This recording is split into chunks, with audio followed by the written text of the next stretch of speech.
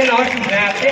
तो देखिए मोबाइल का तो आपको पता है, ये जो सवाल पूछा ये कभी माओ के सवाल है, जो ये कह रही थी कि जब आपके यहाँ कोई आए तो आप इन सवालों को तो कैसे बच्चों को बचाने का काम करें। मोबाइल क्योंकि अब इतना आम हो गया है और बच्चों में एक तो मतलब इसकी आदत ही पड़ गई है। किस तरीके से कोई एक आध ऐसा बताइए ताकि हम धीरे धीरे बच्चों को मोबाइल से दूर करें। पहली चीज तो है कि ये सवाल इसलिए पैदा हो रहा है क्योंकि हम दिखा चुके हैं शायद, ठीक है। अगर आप जिनके बच्चे अभी नहीं हुए हैं और जिनके अभी बहुत छोटे हैं वो तो दिखाइए ही मत 2 साल तक।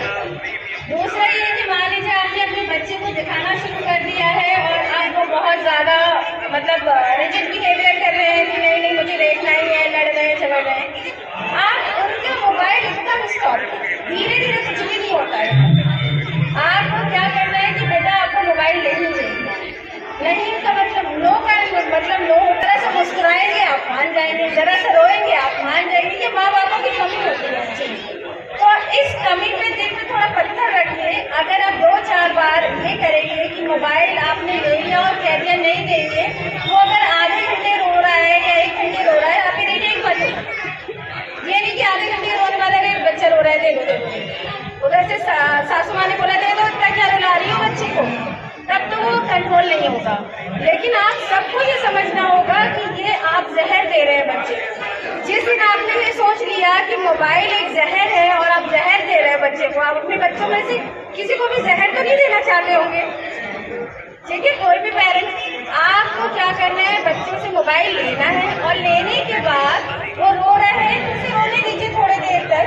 और उसके बाद आप 3 से 4 दिन ही ये करेंगे, बच्चे को ये समझ आ जाएगा कि मोबाइल नहीं मिलने वाला। और दूसरी चीज ये कि उसके साथ टाइम स्पेंड करना सीखिए। अगर आपने उससे मोबाइल ले लिया है तो कम से कम आप उसके साथ खेलिए, उसके खेलने का सामान लेके आइए साथ में कि भाई बास्केटबॉल है वो खेल रहा है, कैरम खेल रहा है, लूडो खेल रहा है, फिजिकल एक्टिविटीज में इन्वॉल्व कीजिए। ये नहीं कि सिर्फ आपने मोबाइल ले लिया बच्चा खाली बैठा हुआ है, ठीक है, तो उसको इंगेज भी करना होता है। तो आप पहली चीज है नो का मतलब नो नहीं देना है। वो 1 घंटे रोए, 2 घंटे रोए, 3 घंटे रोए, रोके दीजिए। सेकेंड क्या है कि आपको उसके साथ इंगेज होना है, साथ में खेलना है और उसको खेलने का सामान भी प्रोवाइड कराना है जिस तरह का वो खेलना चाह रहा है, ठीक है। धीरे धीरे ये सब चीजें सर्व हो जाती है। शुरू में हमें लगता है अरे बच्चा इतना रो रहा है, उसका गला बैठ जाएगा, क्या होगा, सर पटक रहा है, कुछ दिन में सब सही हो जाता है, पर दिल में पत्थर रखना होता है। बहुत अच्छा कहा आपने कि अगर एक बार रो रहा है तो रोने दीजिए, आगे की जिंदगी तो उसकी अच्छी होनी चाहिए।